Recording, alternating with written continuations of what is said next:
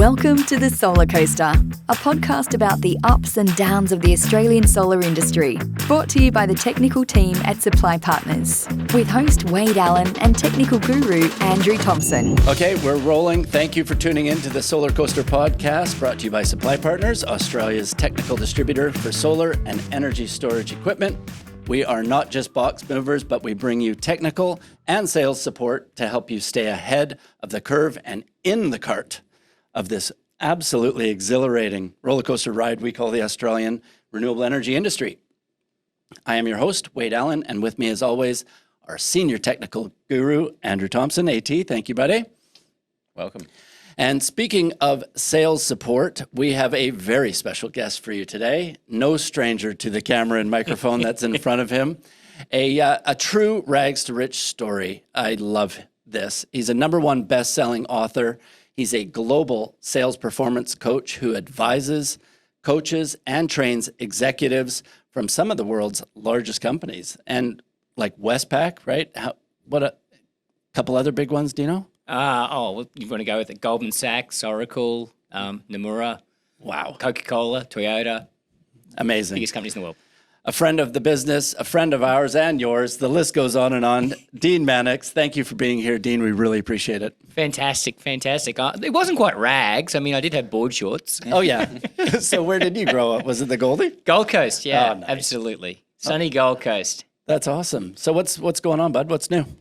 What's new? Oh, wow. World's going crazy. Clients under a lot of pressure at the moment, getting more and more clients talking about leads drying up, things getting a bit tougher.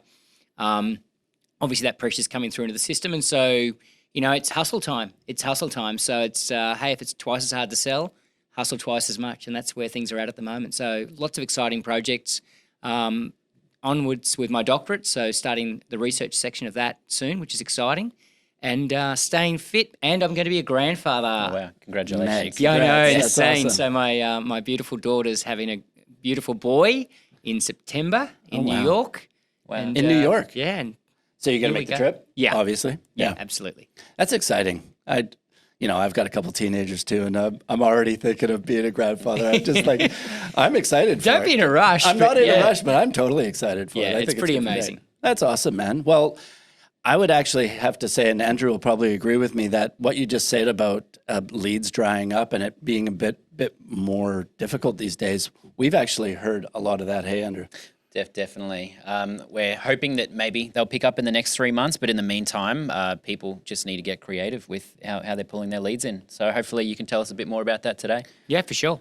Now, obviously, Dean's here for a number of reasons, but one of the reasons we wanted to bring in is because you have developed a brand new sales training program called Energy Solutions Sales. And this is going to be huge for sales, solar sales people out there, because it's going to aid in that transition that we've been harping on for the last year now, or 2 years, moving from a solar business to an energy business as you add batteries into your pitch and everything like that. So it's not only going to aid them in making that transition, but a lot of people are afraid to, I'd imagine. And so what you've done is you've created a program that's going to not only help them make that transition, but help them close more sales and increase their overall transactions and margin and everything like that. Yeah, look, I mean, as a market becomes more competitive and fundamentally the market becomes smaller, you've got to think about a number of things. One is differentiation becomes critical.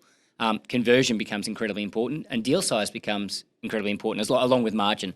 So if you're not thinking across all four of those, then fundamentally you're the one that's going to get caught under the bus. Mm-hmm. There's plenty of opportunity out there, and there's plenty of great salespeople and great companies that I'm working with that are succeeding and doing really, really well. But you just have to be hustling. You have to be more deliberate about the conversion side of things. You've got to be more deliberate about making sure you get yourself out of that bucket of what I call the solar bandits, because what we're going to see in a compressing market is worse solar bandit behavior.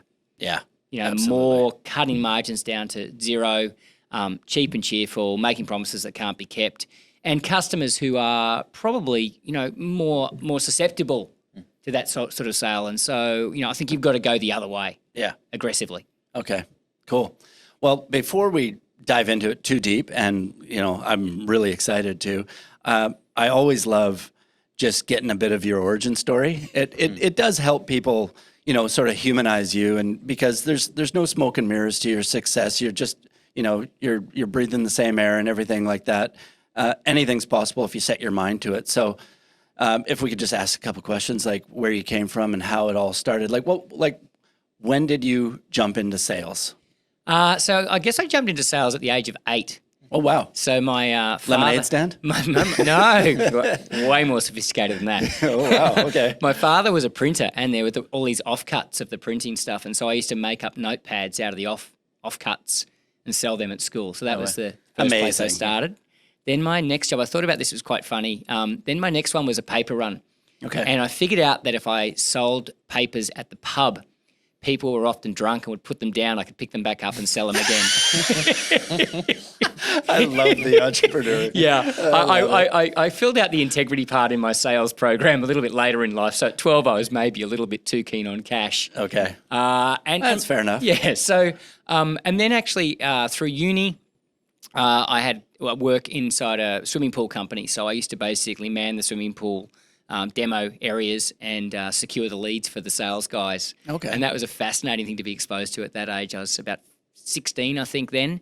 And a friend's father owned the pool company and gave me the job. So sales came up early, and then obviously I got into law, developed a heap of property, blew what was a fantastic company to pieces through a big fight with a financial partner. Ended up in $437,000 of debt from being a hero with no assets. And a mate said, mate, you can get your way out of that by selling photocopiers. And that's how I got into sales. Really? Yeah. Oh, wow. 437. Yeah, I remember writing that number down. Oh, dude. And remember, that's back in the 1990s. That's not in these days' terms. Far out. So, I'm no stranger to having a couple things blow up on me. Thanks, COVID. I tell you what, though, you'll learn a lot from those. Yeah, absolutely. I mean, in the moment, it's hideous. Oh, yeah. Full-on depression. No, it was aggression for me, not depression. I don't do depression. I just get angry with myself and get on with it. But look, you do learn a lot. And I think the biggest thing that I learned out of that was empathy and being forced into sales, being on the bones of my butt. I've got a lot of empathy for people who find themselves in a situation where sales is confusing, because I didn't choose to be in sales, and where they're under a lot of pressure, where they're learning something brand new, and it can be very frustrating. And I guess also the impact that it has on your ego. Absolutely. If you're not used to all that rejection in the first 3 to 6 months, it can take a pretty big impact on your your overall identity. I think that's actually a healthy thing when you start breaking apart your ego, because then you actually get to see the different sides of it.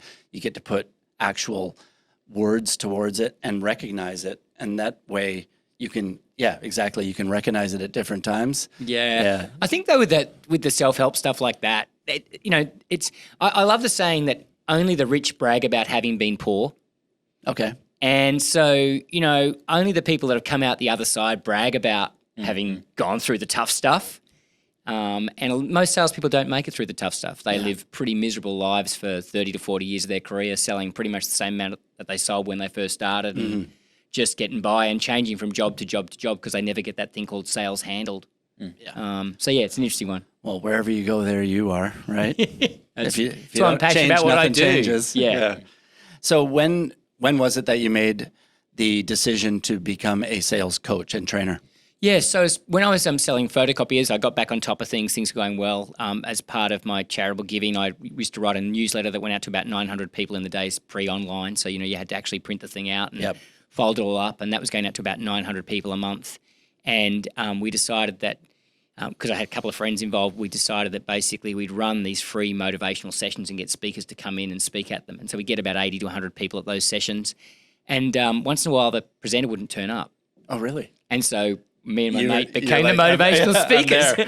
And then finally someone said, hey, will you come and do that for our company? And I was like, well, if you pay me, I will. And they said, sure. And I was like, oh, okay, here we go. That's how it started. Wow. Yeah. And what year was that about? That was 97. Okay. Yeah, so so 26 you've done years sales through, the 70s as an 8-year-old, 80s, 90s, now all the way to here. So, sales always gets such a bad rap. People just think of the dirty salesperson. And tell you the truth, I still get a lot of cold calls that piss me off and people knocking on your door and what have you. But to lump everybody into that same category, like all the sales people and BDMs in the world, it's completely ignorant, because sales is the pointy tip of every business. There is no business without sales. Correct. So I guess what I wanted to talk about, not only that stigma, but can you just explain to us, because you really are a big proponent of ethical sales. What does that mean? Look, ethical for me is aligned with the prospect's goals and interests. Yes. So there's nothing unethical about achieving a good margin. There's nothing unethical about making or doing your best to create a situation where the person's likely to make a decision. Yes. Right? And as long as buying what you're selling is in their interests and aligned with their goals, then I think you should have no fear of really influencing effectively. It's when you get into a situation where you know that what you're doing is operating against their interests. Mm-hmm. Like, for instance, selling somebody a dodgy solar panel that has a 10-year warranty on it that you know will last for 3 years and that the manufacturer will probably bail out of, Yep. I would suggest is not really ethical. Correct. Versus upselling them to something with a 25-year warranty that you believe in and have confidence in that they can rely on at a higher price, I believe is absolutely ethical. Yeah. Now, you've come into Supply Partners before, and you've actually coached all of us, all the employees and stuff like that. And I don't take any responsibility for what they do out there in the field, by the way. A lot of people are quite angry.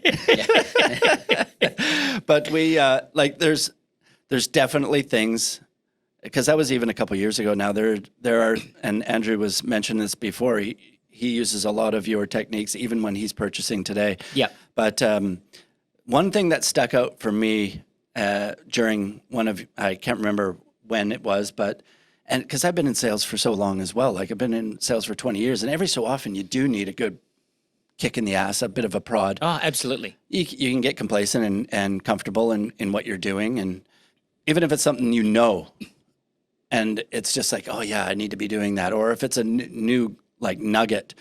One thing that I've always, and I didn't know why, but I love the mornings.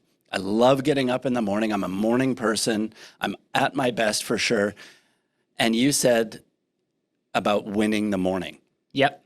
And I just want you to explain what winning the morning means to everybody. Well, the reality is that as a human being, you have to understand, even I have a limited amount of energy to output each and every day. And fundamentally, our energy is at its peak in the morning. Even if you're telling yourself I'm not a morning person, it is. Yeah. And if you fail to activate that sales side of yourself in the morning, you're not going to activate it in the afternoon. Yeah, right. It just doesn't happen. The bottom line is that you've got to set yourself up so that by 10 or 11 most days, you've actually achieved the most important things that you can achieve and got them out of your system and got them done. Because if you haven't done it by then, the probability of really revving yourself up at 3 p.m. in the afternoon is insanely low. You know what? Insanely low. You know what just triggered in me when you were saying that? Because I can attribute it to when I was going through uni, is procrastination. Yeah. Mm-hmm. So if you haven't done what you know you should have done by 11, that little voice in the back of your head and the demon on your shoulder, that's the procrastinator, is already telling you your piece of crap. Well, yeah, it's not ideal, is it? The bottom line is if you win the morning, as in, let's just say you're a Sparky now. The average Sparky is going to say, but Dino, I'm installing in the morning and I'm flat out and all these things are going on. It's like, that's cool. Listen, just take half an hour out when you're driving down to Bunnings to pick up whatever you forgot or whatever it might be, to make those 3 follow-up calls, or to send those 3 texts, or to pump out that email, or to video somebody installing on the roof when the sun's really good and just posting it on social. Yep. Right? The bottom line is, if you can just do something each and every morning that you know is causing progress in the sales side of your business, you're going to feel much better about your business. You're going to be creating momentum and away you go. But most people set themselves up for massive failure in the morning. Massive failure. They haven't planned their day out the night before. And so they're in a state of urgency before they've even started. They on the way to the first job, they're listening to the radio. Now, nothing on the radio is making you a better human being or a more motivated human being. Yeah. Right? And so instead of listening to something that might nourish them or feed them or just leaving the damn thing off. Most people don't get back in touch with their goals in the morning. Most people with their families, in the morning their family's a hassle. Yeah. instead of a joy, because they don't wake up and say, what am I grateful for? Why is it fantastic to have 2 insane kids running around? Why is it awesome to be able to feed them, as opposed to, why do I have to feed them? Why are we always in a rush? Why can't they get ready? So there's so many things you can do as a human being just to set yourself up for a fantastic day. And if you don't, then fundamentally you probably set yourself up for a poor day. Yeah. It's all about the strategies. Well, they're simple, right? They're not amazing things like, just make sure that you're playing AC/DC in the morning, not Celine Dion All by Myself. Yeah.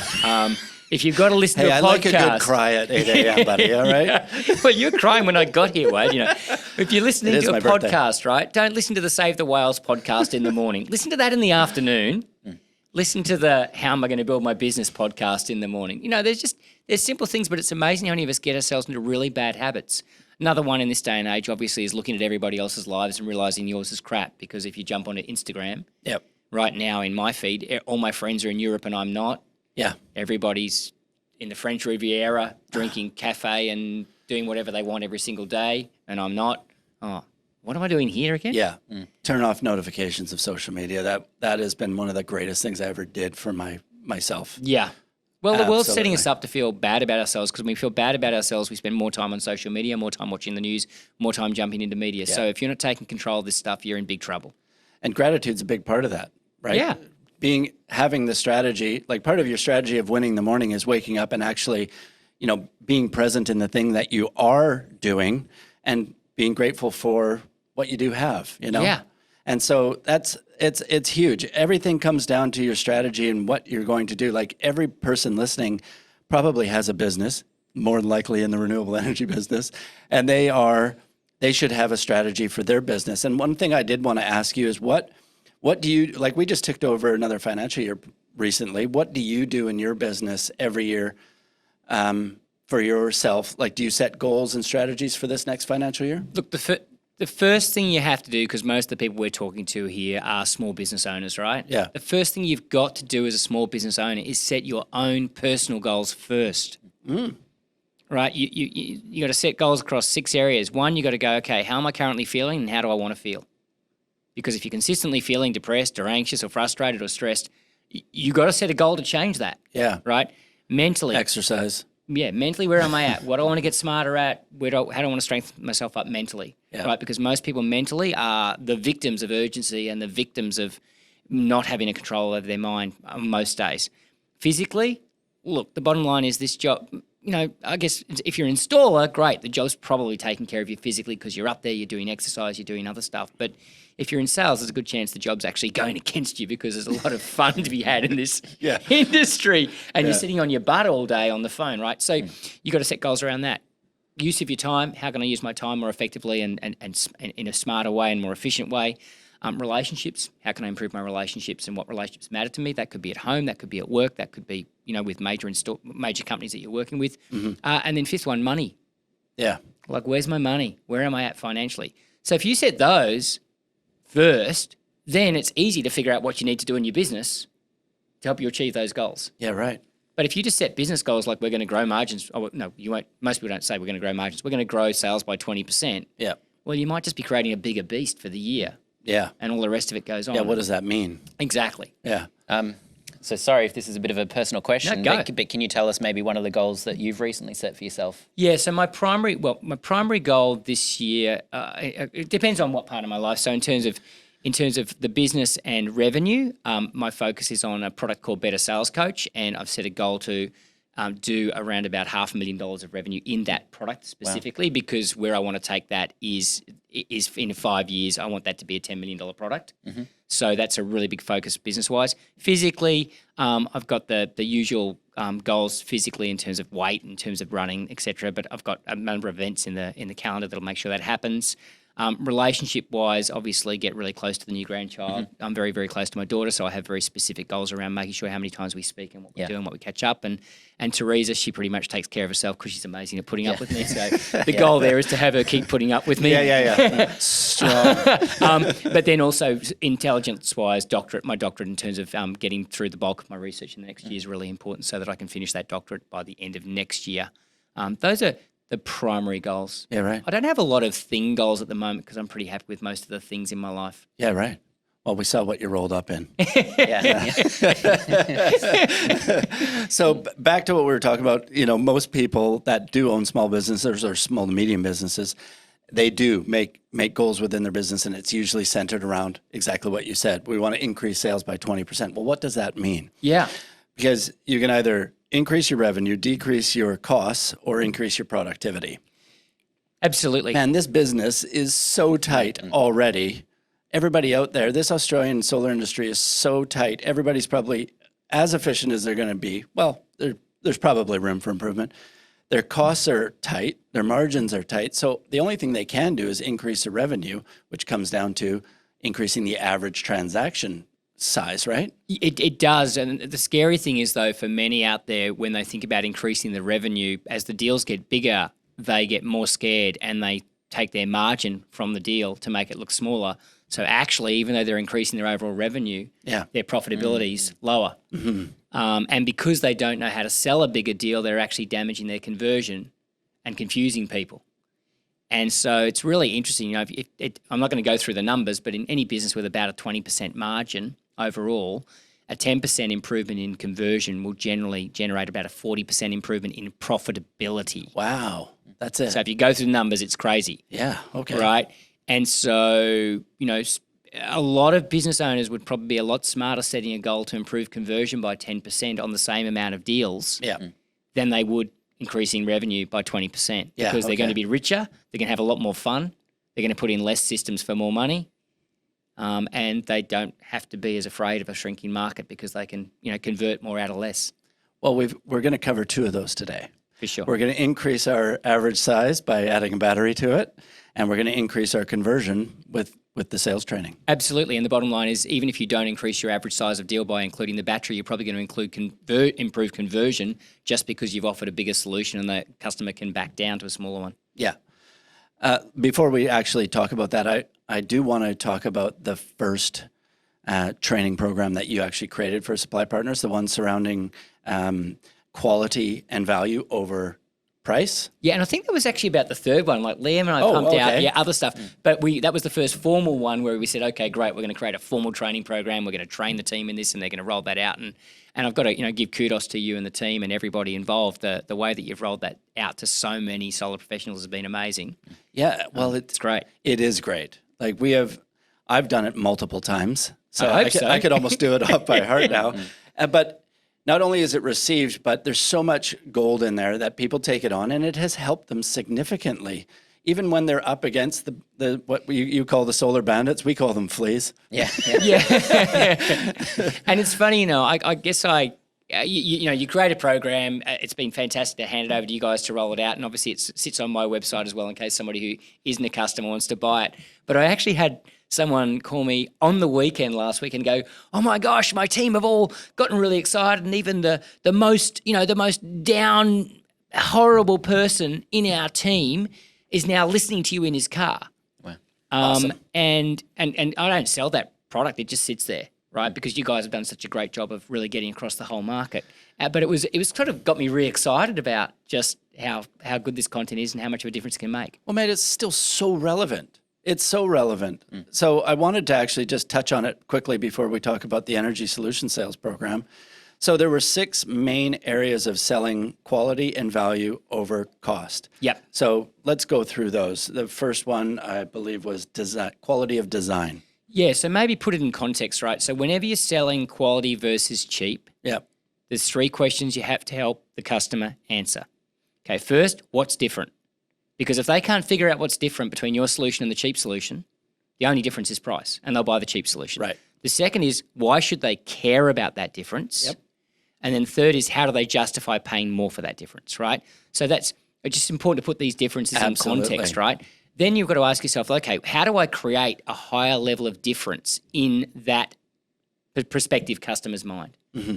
And so the first one was quality. Was design. Design, yeah. And it's amazing to me how flippant so many solar professionals are about their design services. Mm-hmm. Because I look at, we've got a carport getting put out front of the place, so we can get some cars off the street, and And I had a mate who's an architect design it for me and put it together. And he was a mate and a friend. And, it still cost quite a bit of money to design something that's really a very, very basic structure. Yeah. And I think that, the number of solar professionals that just give their design away as if it's worthless and meaningless and nothing sets themselves up for failure and sets the customer up to believe that's not a difference they should care about. But if you've got a good story about your design and why design's so important and what the downside of poor design is, then bang, you can create a difference just in terms of talking about the way you design the solar system and including the prospect in the process. Yeah, I mean, it's not so much these days that solar is.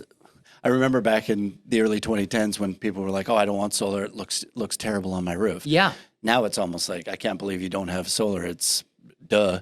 Like, it's just one thing that we do. But man, we have all seen a really shoddy install I get from the street. so upset about poor design. I literally want to throw rocks at the house. And there's this classic. So if, for those of you that know the Gold Coast, you drive through Burleigh and you're driving towards the airport, and there was this really nice house built in a pretty average location because obviously it's on the highway, but really nice house. They're doing this beautiful job and it's got this beautiful glass, this beautiful roof line and looking fantastic. And some muppet just had to put that last panel on top of, 2 strings of panels. I don't know why they just had to put it there. So you've got this string of like 8 panels, and then this one panel on top that's like at the apex of the roof and covering the apex of the roof. Yeah. And every time I go past it, I literally want to go in there and find out who did it so I can hunt them down. Yeah. Oh, man. Go ahead. Sorry, I think ultimately poor design is one of the biggest problems for our industry because if you go into the socials, if you go into any of the comment sections about solar, end users are typically jumping on there saying solar's a scam, I'm not saving any money, I got $20 feed in off my last bill, this is a huge problem. And it all comes down to the people they bought off didn't design the system correctly. No doubt they probably went to one of these solar bandits and just go, okay, I'll take a 6.6 kilowatt system that wasn't tailored to them and now they're not saving money, they've wasted their money. Yeah, and the thing is if you can't explain to somebody and sell the value of design and what the downside of poor design is, then you're setting them up to be taken advantage of by the solar bandit. Yeah. And the next one was equipment. I mean, obvious. That's so obvious. I mean, the quality of the equipment is so important. I mean, we talk about this all the time about how many solar panels have been orphaned in Australia because the customer's gone now. What can you say about making that customer care about the difference between the equipment? The more detail you provide the customer on the equipment, the less they're probably going to care because the more confused they get. And so you've got to be really punchy and specific about why this piece of equipment is better than that piece of equipment. I'll give you an example in terms of just in this energy space. I jumped in the car to be driven to the airport. I was in Melbourne yesterday doing a presentation. And this is a guy who's been driving me around forever and he's had a new car. And he goes, the Genesis, it's just so unreal. And he said, basically the way that the batteries work in the Genesis is different to the way that they work in other cars because in another car they're attached to the chassis and if there's a crash you have to throw the whole thing out. But in the Genesis you can actually have a crash and they can replace the batteries. Now that's probably the only thing he knows about, the EV part of that overall technology. But that one thing differentiated it significantly enough from other options in the market for him to say, well, this is for me because I might have a crash and I don't want to throw away the whole car. Yeah. And so simple little stories like that linked into the energy space around batteries are what's going to differentiate equipment. You taking them through all the specs, all the detail and getting your little engineering hard-on is going to damage their ability to understand the value of that difference. I suppose asking the right questions and then shutting the hell up and actually listening to what they care about is probably a big thing. Yes, it is, but you should be driving the agenda of the conversation with questions that naturally lead to a place where they understand the difference and the importance of the difference. You shouldn't be asking haphazard questions and seeing where it goes because you're the professional. Yeah. Right? So you go in to see a surgeon, they don't say, hey, just tell me about your general health. They're like, they know what questions to ask to figure out, what problem you've got to show you what solution you need. And they have a methodology for getting you there. And I think that as solar professionals, we need to. And that's one of the reasons why, I love working with you guys is because you take the time and the effort and the energy to educate me enough and to bang things back and forward so we can create those questions for people. And that's an exciting thing about what's inside the program is, there's that methodology and those plans already in there. Yeah, right. The next one was quality of installation, especially surrounding safety. Installation, you have to have a story about installation, because installation is where things go pear-shaped. Installation is people on my property. Installation is people on my roof. Installation is people in my privacy and my space. And so even just saying, Pete the installer's a fantastic person. Mm-hmm. And, one of the things about Pete is, the reason he works with us is because we give him a whole day for installation because he was sick of working for companies that were pushing him for time. Yeah, right. Right. So even just humanising the installer is a great way of differentiating your installation from somebody else. Versus most, I think, just run with the we're CEC accredited, or it's not CEC and it's more, is it? Most of these brands, most of these fleas, Muppets, they won't even tell you what products they'll be installing on the day. They won't tell you the name of the installer. So yeah. Mate, just trust me. But if you're smart, you say, listen, Pete the installer, this is the way we're going to install, by the way, this is how long it'll take. And whatever you do, if you don't go with us, just make sure you get some detail in the installation, because there's a lot of horror stories out there, and you just want to make sure you get that right, because once it's on the roof, it's really hard to get it off. Yeah. And aesthetics as well. Aesthetics. Think about it. People pay 3 to 10 times as much for something because of the way it looks. Yeah. And yet, and what we install sits on top of their roof, sits inside their garage. And batteries is fascinating, because it's amazing to me how many people talk about the way their battery looks. Oh, yeah. More than what it does. And so, and if you look at the companies that are fantastic at selling aesthetics, they have specific strategies and tools to do that. And I really believe that, it's a fantastic place to differentiate. And the way to really differentiate there is, you don't want this to look ugly on your roof, do you? No. Like, let me show you some pictures of what this could look like if we just slapped it up there without actually doing some design before you and I spoke. Let's make this part of the overall solution. Yeah. The last two were surrounding confidence. Let's just talk about the warranty confidence. Yep. So how do you sell value and quality of your warranty? So the best way to sell the value of warranty is the fear of getting yourself into a situation where the warranty doesn't come good, right? Yeah. Or isn't honoured. And so once again, some stories around basically warranty nightmares. I think the whole, just how many panels are out there that have been orphaned, and talking to that and saying, look, let me explain why we've chosen this panel with this warranty and not this one. The downside of this one is this, this, and this. And look, Mary, if you bought yourself a fridge and it had a 10-year warranty, but in 3 years you called the number and they weren't there, and there was no onshore company for the consumer affairs to chase, how would you feel about the warranty that you paid for? Yeah. Well, that's exactly what's happened in our industry, unfortunately. And because it's so easy to get panels in, I want to make sure that whatever panel I put on your roof is not only warranted by me, but is warranted by the manufacturer, so that in 3 to 5 to 7 years' time, if for some reason there is a failure, you're not left high and dry like so many other Australians have been. And all those, that's why I wanted to reiterate them. Literally, as you're mentioning the quality and value of all those, we did that for solar only 3 years ago.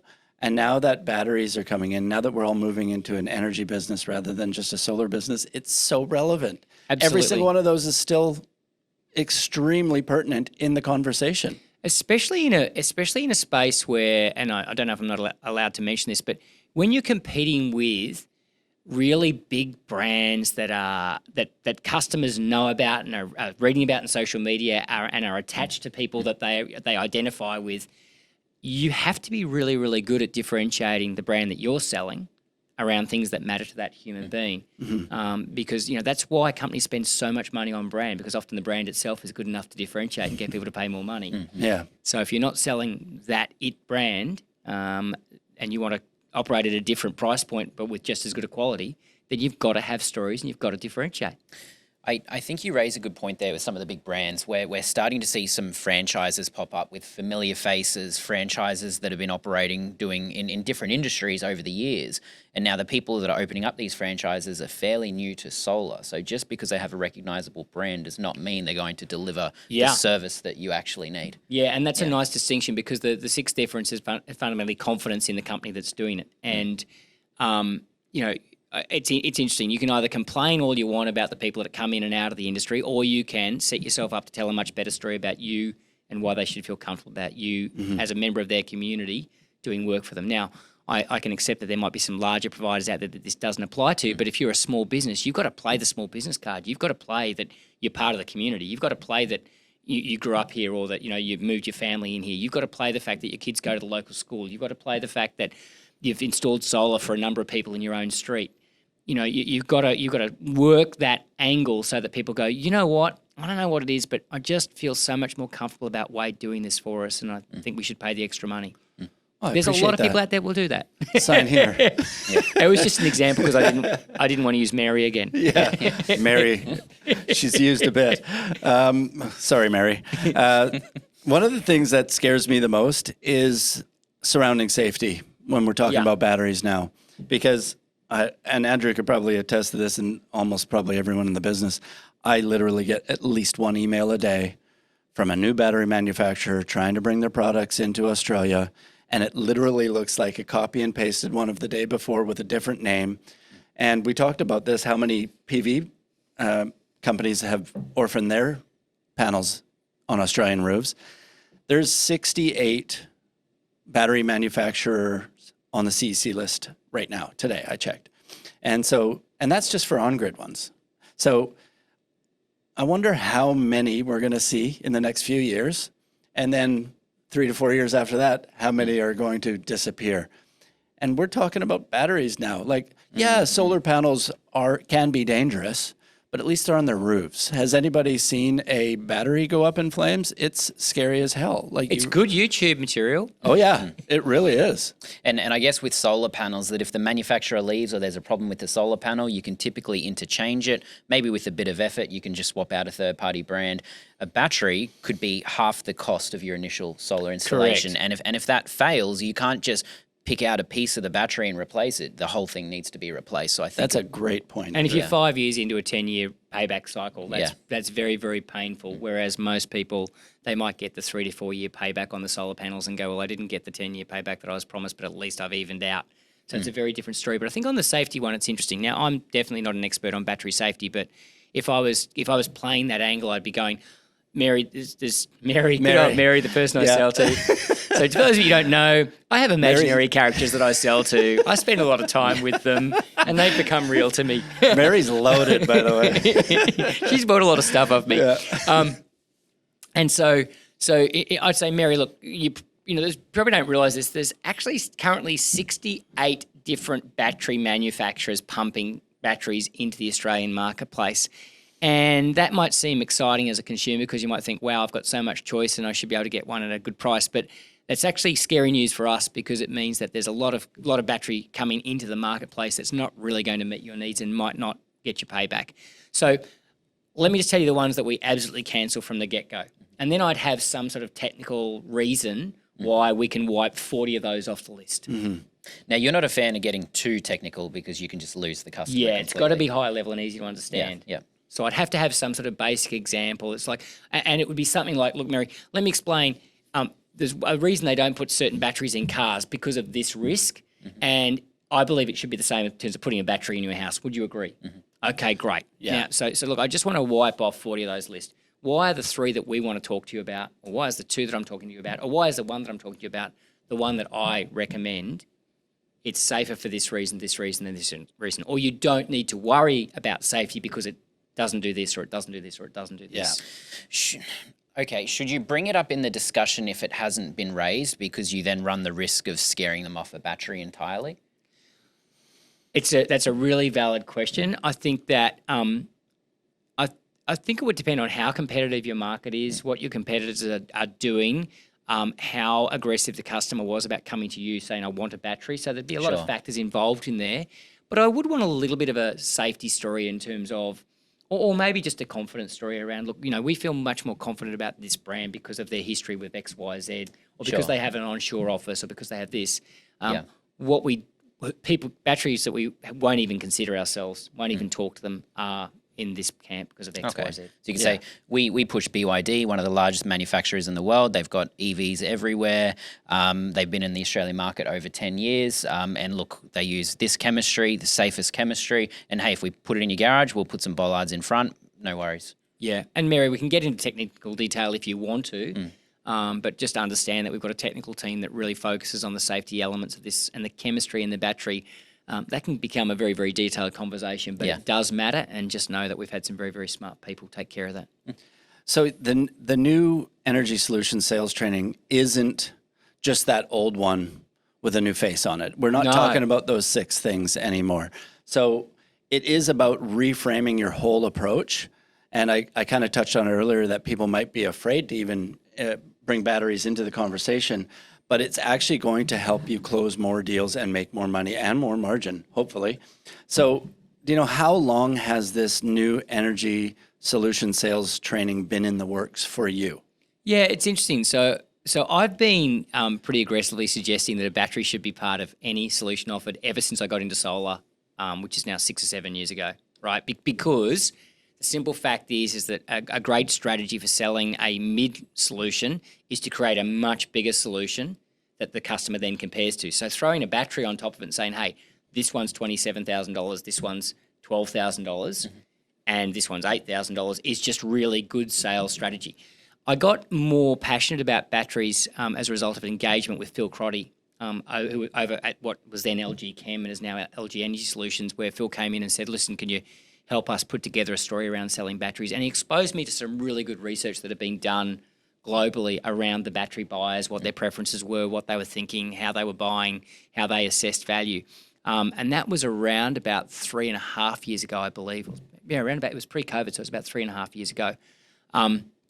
And put together a solution with them. And then Liam and I have been talking about this for quite a long time. And once again, Liam's always coming up with the next idea and the next evolution of the business. And I love the fact that the way his brain works is he was thinking about, and how do we enable all of our customers, the Sparkies out there listening to this, to be more effective in terms of selling these energy solutions. Yeah. And so when was that? That was about 6 months ago, 8 months ago, we got together and started planning it out and, banging around details and strategies and ideas. And so here we are at launch date.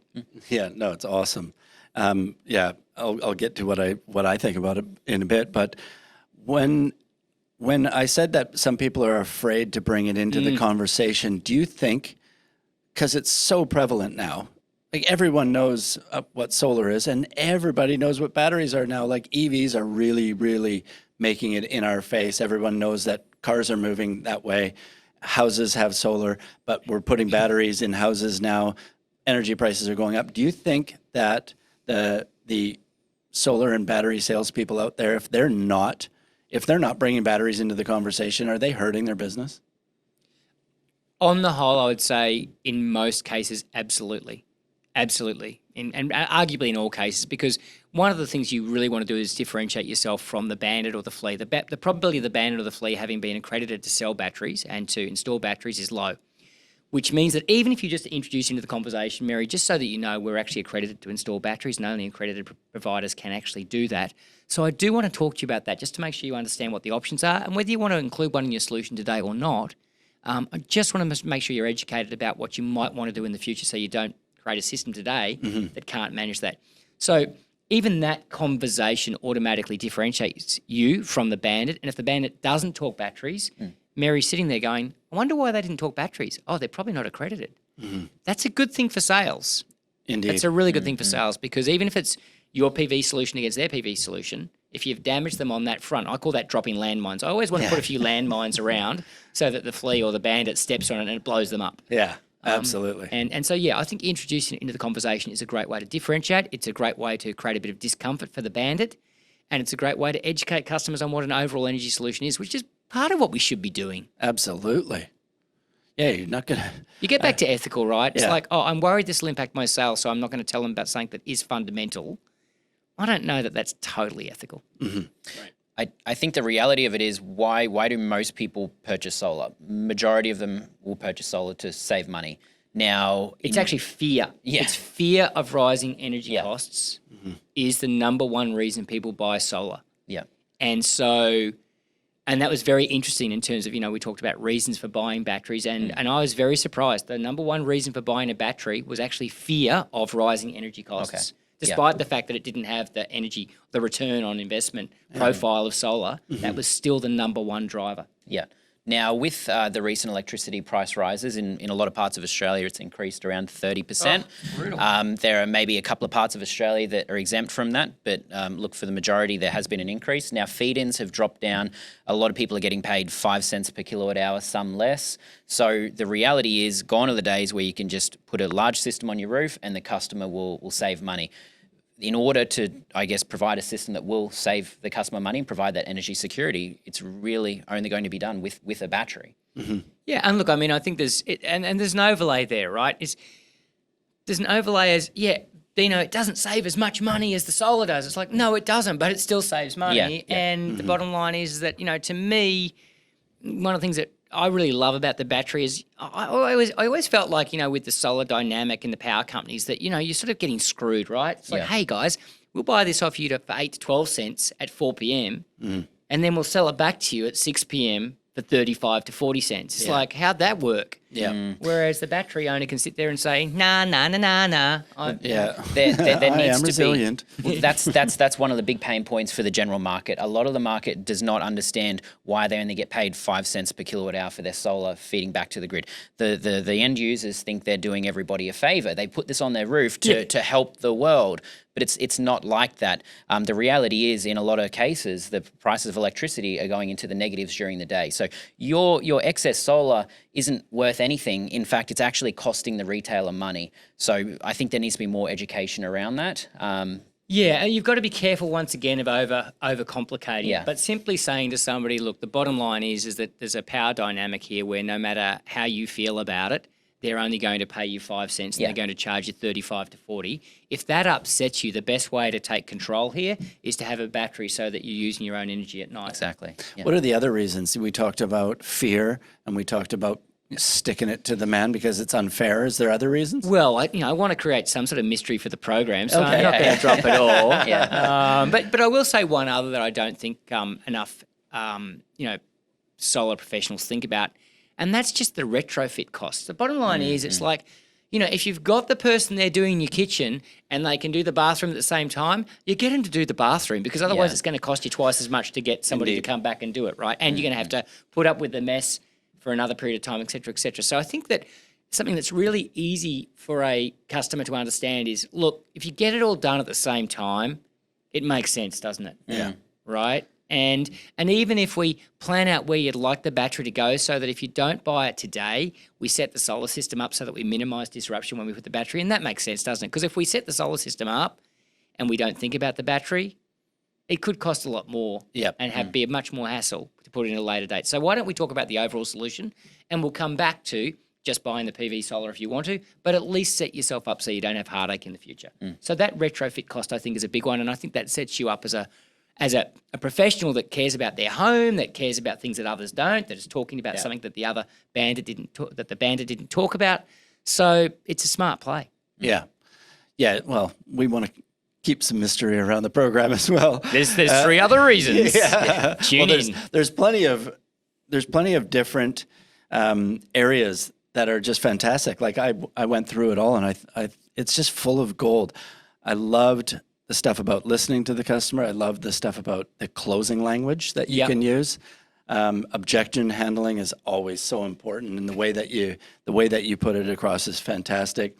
But overall, it's the whole framework of the sale that has changed, and that's the biggest thing I got out of this, because I think the worst case scenario, if you follow what you're training, you're still probably going to walk away with the PV sale. Yeah, exactly. And I think importantly, you're not going to make the mistakes that could screw up your overall sale by introducing the battery the wrong way.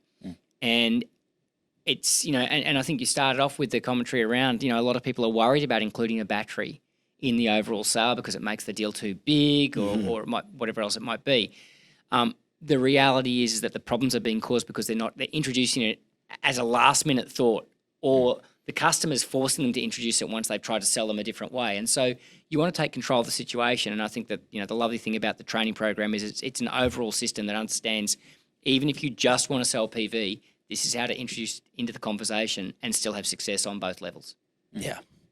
Yeah. And I really look forward to using this program and doing exactly what we did with the last one, getting out there in front of my customers and giving them this gold, this information, because it really is going to keep them relevant and ahead of the curve, exactly what we talked about in the intro. Yeah, I think even if you're resolute that you're not going to be selling batteries, this is a program people should do with your team, because it's going to improve their PV sales, right? The reality is all the strategies in there are going to enable you to be smarter about selling PV, but you want to know what's going on out there in the market. You want to know how to avoid making some really common mistakes. So everyone's going to get massive value out of this program. But I think if we can just help the majority of people out there that aren't the bandits introduce it in a way that makes the customer feel like they've got control and create the extra demand, increase margins on just your PV solution, or at least maintain margins on your PV solution, not have the battery sale ruin your sale and or ruin the margin in your sale,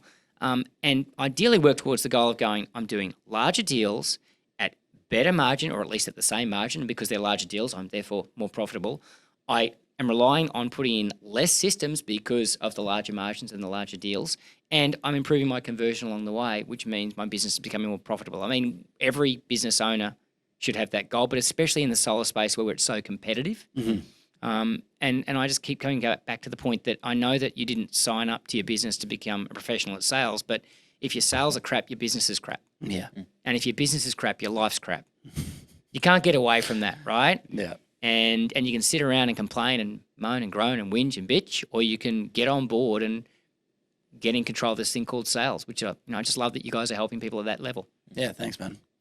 Now, you mentioned you're doing a doctorate. I've been wanting to ask you, what is it? What is it on? So my focus is on sales coaching in the small to medium enterprise. So what's actually happening between sales manager and salesperson around sales coaching. Yeah. And how are sales managers actually coaching out there in the marketplace that we work in? I'm absolutely fascinated about that in terms of the small to medium enterprise space, because that's where I want to have a big impact going forward, is just helping small business owners with sales teams, and it's like herding cats. Just have some genuinely proven strategies in that space that they can deploy to be more effective at getting salespeople to be more effective.